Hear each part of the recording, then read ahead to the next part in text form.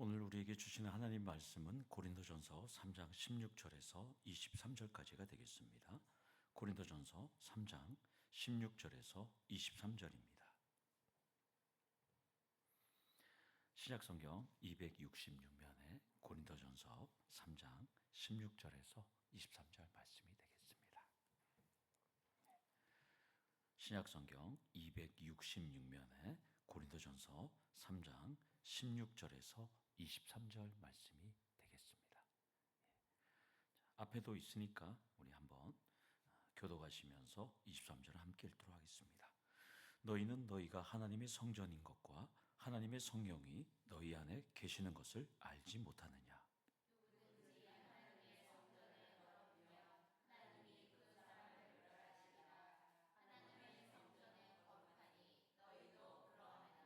아무도 자신을 속이지 말라. 너희 중에 누구든지 이 세상에서 지혜 있는 줄로 생각하거든 어리석은 자가 되라. 그리하여야 지혜로운 자가 되리라.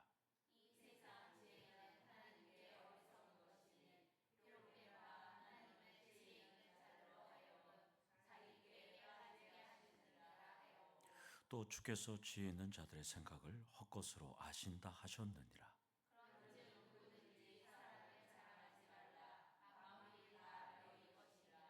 바울이나 아볼로나 게바나 세계나 생명이나 사망이나 지금 것이나 장래 것이나 다 너희의 것이요 너희는 그리스도의 것이요 그리스도는 하나님의 것이니라. 아멘.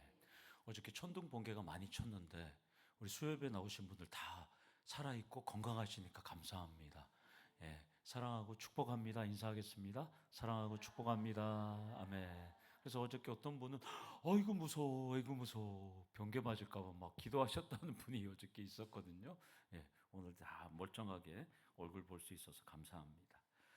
미국 워싱턴에 있는 캐피털 힐 침례교회 담임 목사인 마크 데버 목사님이 저술하신 건강한 교회의 9가지 특징이라는 책이 있거든요.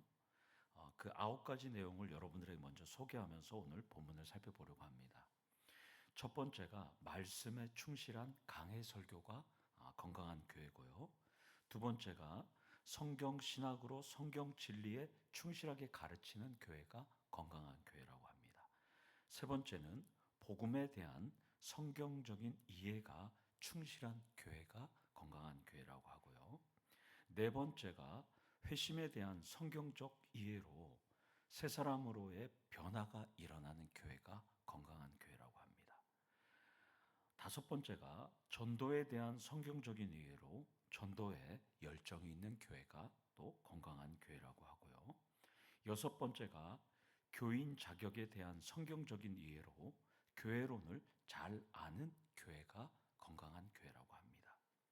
일곱 번째가 교회 징계에 대한 성경적인 이해로 징계를 왜 하는지 아는 교회가 되어야 한다고 합니다. 또한 여덟 번째가 제자훈련과 영적 성장에 대한 관심이 높은 교회가 건강한 교회라고 하고요. 아홉 번째가 성경적인 교회 리더십으로 그리스도를 닮은 교회 리더십을 세우는 교회가 건강한 교회라고 합니다. 마크 데버 목사님 이 책을 제가 지금 옆에 놔두고 읽지는 못하고 있어요. 계속 지금 설교 준비하고. 그래서 오늘 이 9가지만 쭉 뽑았어요, 제가. 그러면서 마크 데버 목사님은 책의 마지막 마무리에 이렇게 말씀하시더라고요. 교회의 건강은 모든 그리스도인의 관심사가 되어야 한다. 이렇게 조언했습니다.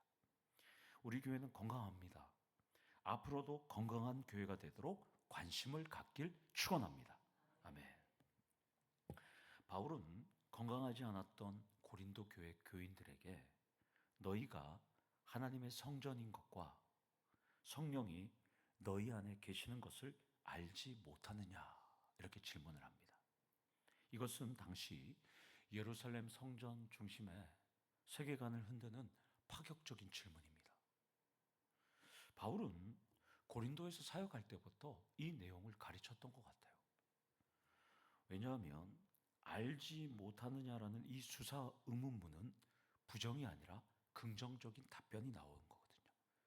쉽게 말하면 제가 오늘 우리 도처음교회 성도님들은 건강한 교회가 9가지가 있는 거 아시지요? 이렇게 물어보는 거 똑같습니다. 사도 바울은 지금 그렇게 물어보는 거예요. 지금 긍정의 답이 나오는 질문을 지금 하고 있습니다. 바울은 지금 내가 가르쳤던 것을 기억하라고 지금 말씀합니다. 바울은 9절에서 우리는 하나님의 동역자들이고 하나님의 밭이고 하나님의 집이라고 말씀했지 않습니까?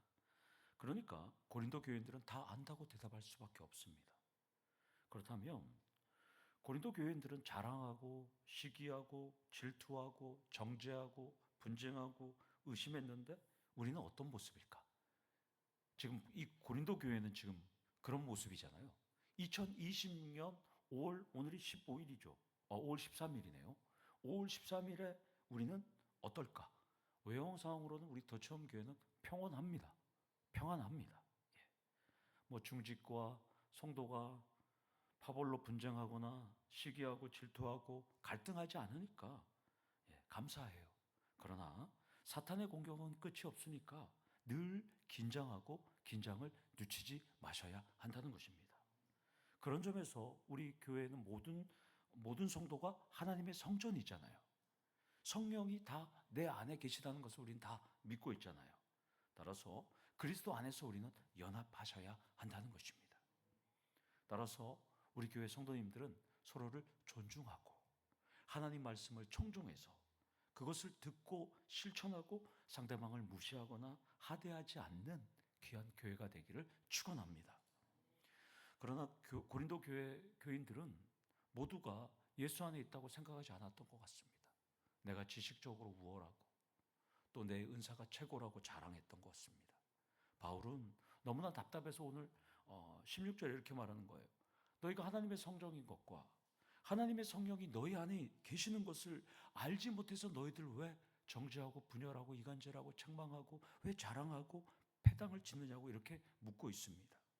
따라서 우리는 이 16절 말씀에서 첫 번째 포인트로 우리가 나눌 것은 모두가 하나님의 성전이라는 패러다임 속에 푹 젖으셔야 합니다. 하나님의 성전 안에 다 있다면 딴짓, 미운 짓, 시기 질투가 할 수가 없는 것이죠. 바울과 못지않은 베드로 사도가 여러 번 넘어졌거든요. 물론 부활하신 예수님을 만나기 전에도 넘어졌는데 부활하신 이후에도 사도 베드로는 또 넘어졌어요. 왜 넘어졌냐면 하나님의 성전이라는 패러다임이 아니라 유대교의 율법의 패러다임이 여전히 남아있었기 때문입니다. 그래서 갈라디아서 2장 11절을 보면 게바, 즉 베드로 사도가 이방인과 함께 식사하다가 유대인, 즉 할례자인 유대인들이 오자 어떻게 해요? 이방인과 식사하다가 유대인들이 온다는 소식에 도망가 버립니다. 그러니까 사도 바울이 이 얘기를 듣고 게바를 책망하는 장면이 2장 11절부터 나옵니다. 결국 게바, 이 베드로는 정결법과 거룩함이라는 율법과 유대적인 패러다임에 갇혀 있었고 결국 넘어졌던 것입니다. 그렇다면 게바도 넘어졌고 고린도 교회 성도들도 넘어졌습니다. 여러분들은 어떤 패러다임에 갇혀 있을까요? 여러분들도 제가 패러다임이 있어요. 제가 하나 얘기하면 여러분들도 이해가 될 거예요. 여기 어르신들 같은 경우에. 제가 어릴 때는 이 강단에 올라오면 어른들이 뭐라 그러는지 아세요? 벼락 맞는다 그랬습니다. 이 강단에 올라오면. 네. 사모님도 기억나시죠? 네. 여기는 목사님과 기도하러 오시는 장로님만 올라오는 데였어요. 그때는. 그래서 벼락 맞는 데였어요. 그래서 막 무서워서 강단에 못 올라갔어요. 그때는. 네.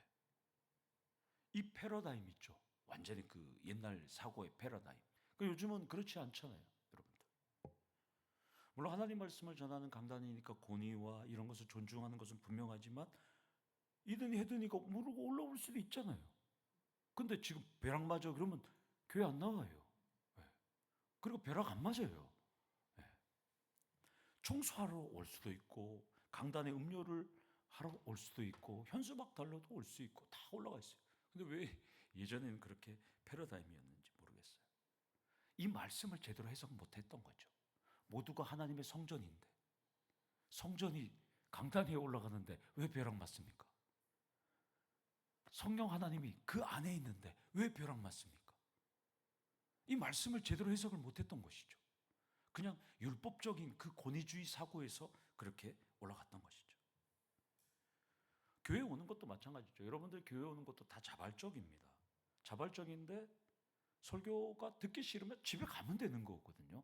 그런데 집에 가진 않고 고개를 숙이거나 장난치거나 웃고 아이패드를 만지고 스마트폰을 보고 하나님 사랑에 관심이 없으면 어떻게 해야 할까요? 참 어렵죠. 그것이 참 어려운 거예요.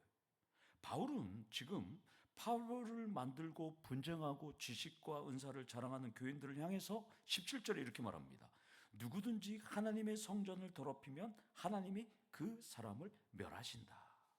바울은 교회를 파괴하는 자는 누구든지 멸망당할 것이라고 너무나 무서운 말을 하고 있어요.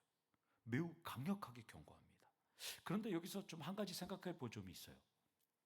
예수를 믿으면서도 파벌을 만들고 예수를 믿으면서도 분쟁하고 예수를 믿으면서도 지식과 은사를 자랑하고 예수를 믿으면서도 교회를 분열시키는 자들이 멸망당하면 어떻게 되는 걸까요? 여러분 한번 생각해 보세요. 모순이 있는 거 아닐까요? 지금 멸망한다고 그러잖아요. 다 예수 안에서 하나니까 우리가 멸망당하면 예수님도 멸망당하는 거잖아요. 결국 예수와 함께 다 멸망당하는 것 아니냐고 질문할 수가 있는 거예요. 저는 그렇게 설교를 준비하면서 생각이 들더라고요. 그런데 본문에서 멸망하다라는 이 동사 푸테이로에 대한 적절한 해석이 필요한 거예요. 푸테이로는 절대적인 파괴와 손상과 오염을 의미합니다. 따라서 원문을 그대로 직역하면 제가 이렇게 여러분한테 읽어드릴게요. 만일 누군가가 하나님의 성전을 파괴한다면 하나님께서 그 사람을 파괴하실 것입니다. 따라서 바울이 말하는 파괴는 성령과 반대편에 서서 이 세상의 지혜로 이간질하고 교회를 분열시키고 자신의 세력을 과시하는 것을 말하는 거예요. 여기서 두 번째 포인트로 이 말씀 속에서 우리가 깨달아야 될 것은 그리스도의 심판대 앞에서 교회 분열의 책임은 반드시 묻게 되어 있습니다.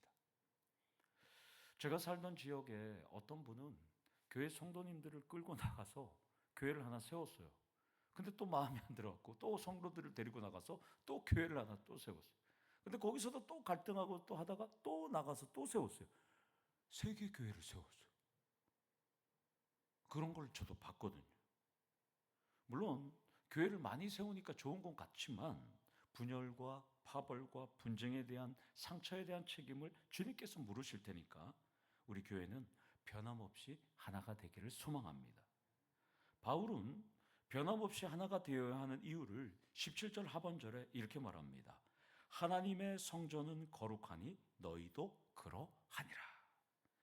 바울은 고린도 교인들이 분열하고 있지만 너희는 거룩한 하나님의 성전이니까 이제는 제발 정신 차리고 거룩한 모습을 살라고 지금 요청하고 있습니다. 여러분 그 성경에 보면 18절 앞에 동그라미가 있죠. 다.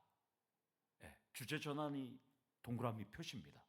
그러니까 지금 17절 하반절까지 얘기했던 주제가 달라지니까 사도 바울의 그 학자들이 동그라미 표시를 한 거예요. 주제가 바꾸니까. 그래서 3장 18절에서 4장 5절까지의 이 권면은 지금까지 3장 17절까지 왔던 전개했던 논증을 한꺼번에 묶어서 구체적인 상황에 따라서 5가지 명령을 하는 거예요. 3장 18절에서부터 4장 5절까지 구체적인 명령은 총 5개입니다. 사도 바울이 다시 한번 리뷰하고 있는 거예요. 본문에는 3개가 나오고 있어요. 3장 18절부터 23절까지. 첫째는 뭐예요? 아무도 자신을 속이지 말라. 두 번째는 어리석은 자가 되라. 세 번째는 누구든지 사람을 자랑하지 말라. 그리고 네 번째는 4장 1절에 여길지어다. 5절에 4장 5절에 판단하지 말라. 자, 그러면 먼저 18절에서 21절 상반절을 살펴보면 1장에서 다뤘던 지혜 있는 자들과 미련한 자들에 대한 주제로 사도 바울은 다시 돌아갑니다. 지혜로운 자가 되려면 어떤 사람이 되라고 그래요? 성경 본문에 지혜로운 자가 되려면 어리석은 자가 되라고 지금 말씀합니다. 따라서 제가 이걸 설교를 준비하면서 정약용 선생님의 뭐 기독교이니까 제가 책을 찾아보니까 이렇게 말씀하시더라고요. 가득 차 있는 것은 공기고 그것이 움직이면 바람이 되고 움직임 힘을 지녔지만 스스로 접어 품고 있으니 겉으로는 고요하나 그 속엔 바람이 잠들어 있다. 그러니까 지혜로운 자는 어리석은 자가 돼야 된다는 거예요.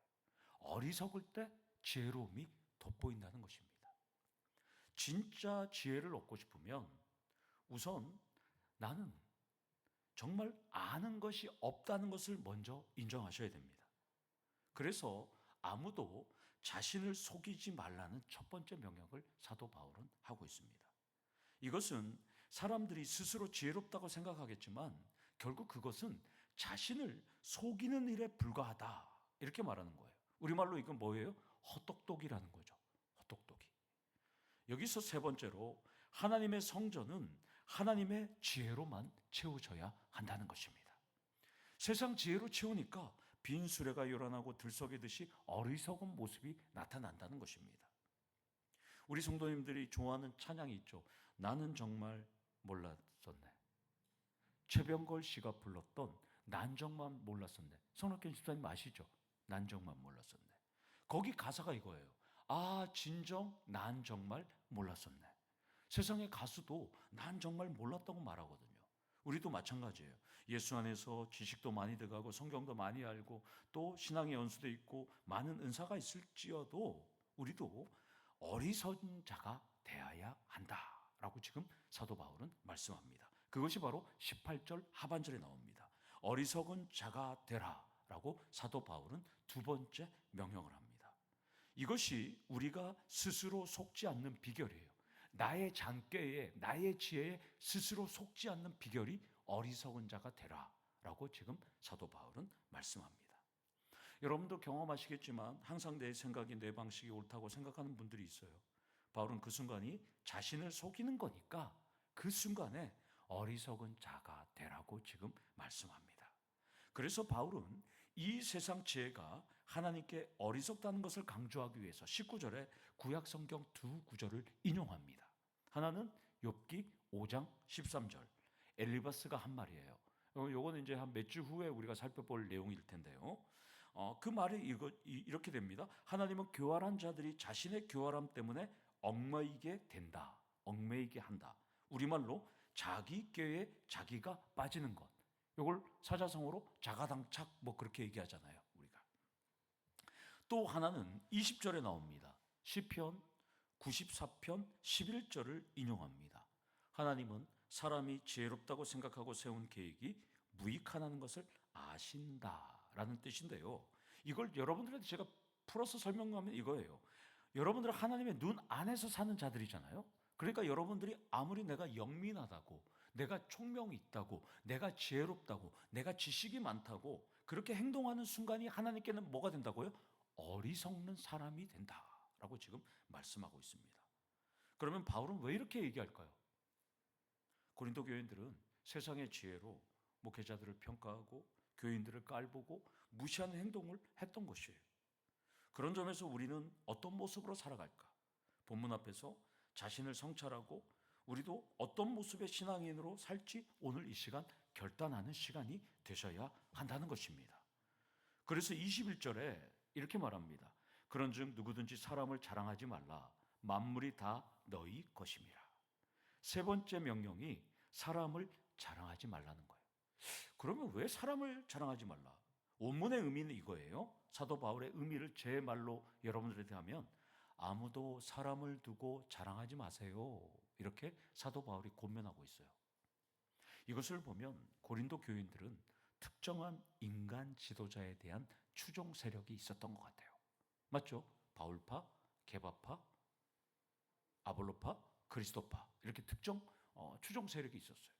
예전에 제가 아는 어떤 분이 저에게 이런 말씀했어요.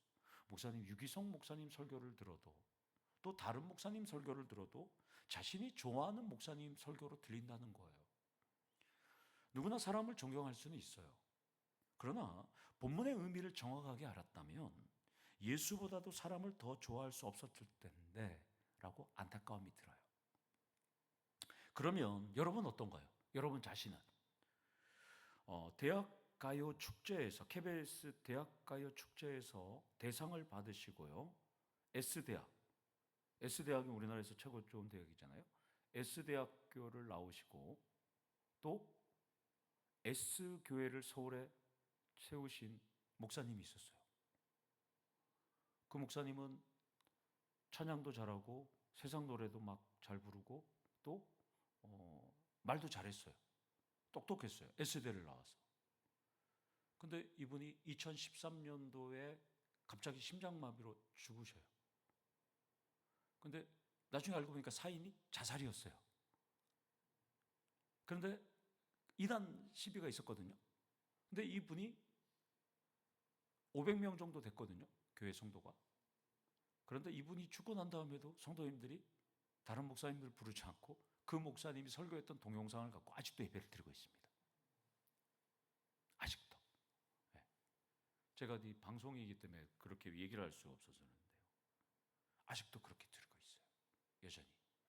그분 설교를 들으면 기가 막혀요. 막 히브리어와 헬라어가 막 오고 가는데 나중에 보면 좀 엉터리예요.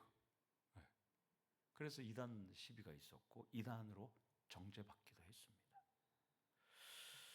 본문은 인간의 정체성을 말하는데 만물이 다 너희 것임이라 이렇게 말하는 거예요. 그러니까 이것은 무슨 뜻이냐면 인간은 전적으로 하나님께 의존하고 있는 존재라고 지금 말씀하고 있는 것입니다. 모든 인간은 전적으로 하나님께 의존해야 되는데 나보다 조금 뛰어난 것 같다고 나보다 지혜와 물질과 명예가 뛰어나다고 그 인간을 맹종하면 안 된다고 지금 말씀하고 있습니다. 사도 바울은. 따라서 네 번째로 사람이 아니라 전적으로 하나님께 의존하셔야 한다는 것입니다. 그런 점에서 고린도 교인들은 하나님께 속하지 않았다고 평가받았던 것입니다. 1장에서 살펴본 대로 고린도 교회는 나는 바울에게, 나는 아볼로에게, 나는 게바에게, 나는 현재 사역자에게 속해 있다고 분쟁하면서 갈등했던 것입니다. 22절에 사도 바울은 그렇게 말합니다. 바울이나 아볼로나 게바나 세계나 생명이나 사망이나 지금 것이나 장래 것이나 다 너희의 것이라고 지금 말하는 거예요. 다 똑같다는 거예요 지금. 이것이 어떤 의미냐면 하나님께서 목회자나 세계나 생명이나 지금 것이나 장래 것이나 모두 자기 백성이 누리도록 한 것에 불과한데 이 고린도 교회 성도님은 이 중에 하나를 자기 것으로 의존하고 맹종하고 맹신했다는 거예요. 안 되는데. 그러면 바울은 어떻게 말해요? 바울이나 아볼로나 게마나 수많은 목회자를 어떻게 바라봐야 할까? 4장 1절에 말하잖아요. 그리스도의 일꾼으로 여기라는 거예요. 그들을 추종하거나 그들을 교주로 여기거나 그들을 나의 파벌로 생각하면 안 되는 거예요. 그래서 4장 1절에 이제 다음 주에 살펴보겠지만 네 번째 명령을 하는 거예요. 그 수많은 사람은 그리스도의 일꾼으로 여기라고 명령하고 있습니다. 물론 여러분도 그리스도의 일꾼이니까 평신도 사역자로 부름을 받았고 그리스도의 몸된 교회를 세우기 위해서 다 같이 협력한다는 것을 기억하셔야 합니다.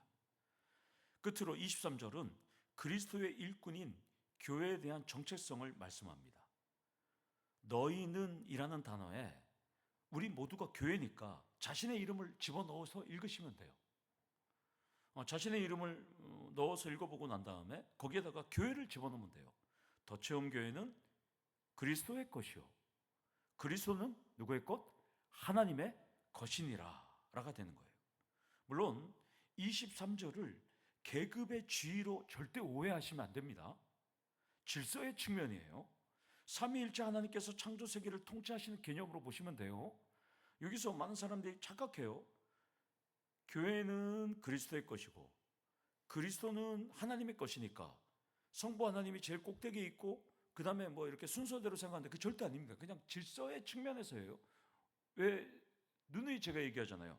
요한복음 10장 30절에 예수님께서 이렇게 말씀하셨죠. 아버지와 나는 하나다 이렇게 말씀하셨잖아요. 하나인데 계급이 있을 수가 없는 거죠. 여러분들 교회나 그리스도나 하나님은 모두 하나이기에 분쟁하면 안 된다는 것입니다. 여기서 다섯 번째 포인트로 교회와 그리스도와 하나님은 모두 하나임을 매 순간 기억하셔야 한다는 것입니다. 다투려고 할 때도 아차 하나지, 고집 부리려고 해도 아차 하나지, 심술을 부리려고 할 때도 하나지, 정죄하려고 할 때도 하나지. 나를 정죄하는 거잖아요. 그래서 교회인 나, 교회인 너, 교회인 목사님, 교회인 장로님, 교회인 권사님, 교회인 안수집사님, 교회인 집사님, 교회인 성도님이 다 하나가 될 때 분쟁하지 않다는 것입니다. 나전칠기는 그 조개 껍질을 갈아갖고 그걸 붙여갖고 만든, 이 칠을 해서 만든 게 그 나전칠기인데, 그 우리나라 말로 자개라고 그러잖아요. 그래서 40에서 50년 전만 해도 각 가정에 다 자개 다 있었잖아요. 지금도 있는 집이 있을 거예요. 자개. 저희 집도 있었고 다 자개. 그리고 엄청나게 비쌌어요. 자개농이. 그런데 이제 아파트가 막 세워지고, 아파트가 막 90년대, 2000년대 막 세워지니까 이 신축 아파트와 이 검은 색깔의 자개가 어울리지 않고, 또 효율성을 중요하는 이 서양식 가구가 막 유행하다 보니까 어떻게 됐어요? 자개가 사라졌잖아요. 그래서 우리나라에 지금 현재 이 나전칠기 장인이, 이 칠하는 장인과 빚는 장인이 합쳐서 10명밖에 안 된답니다. 10여 명에 불과해야 돼요. 그럴 정도로 지금 사양 산업이 됐는데요. 이 나전칠기의 장인 김영준 작가가 있는데요. 이 김영준 작가가 원래는 IMF 그때도 이 증권업에서 애널리스트, 증권업에 종사하시던 분인데 어릴 때 그림을 참 잘 그렸대요.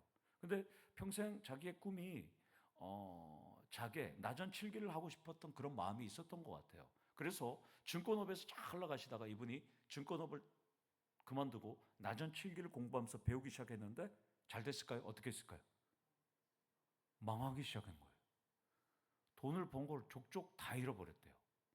그래갖고 이제 거의 망할 찰나에 이게 국내에서는 안 되겠다 싶어서 외국 전시회에다가 자기 작품을 전시했는데 덜컥 빌 게이츠가 그 사람 작품을 4점을 샀어요.